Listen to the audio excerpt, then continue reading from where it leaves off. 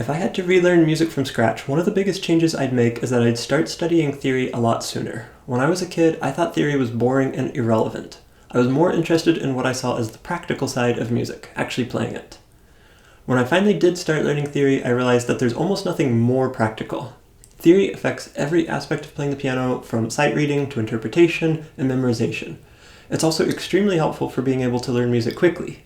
One of the biggest challenges in learning piano music is how much information there is, and theory provides a way to organize that information into something approachable and comprehensible.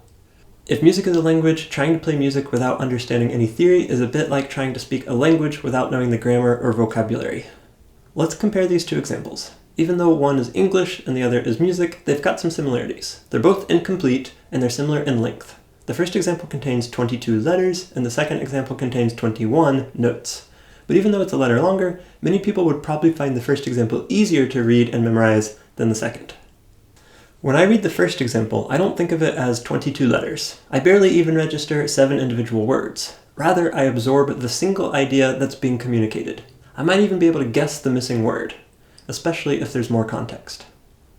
The way I read the second example is almost identical. Rather than 21 notes, I see 3 chords that make up a single chord progression.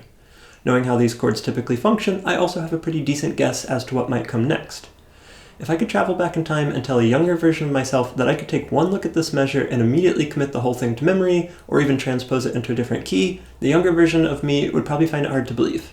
Back then, I was trying to learn my music the brute force way, figuring out one note at a time with no regard for how the notes fit together into a unified whole. If I could sit down with that younger me and chat for a while, I'd tell him there's a much, much easier way of doing things, and it starts with learning music theory.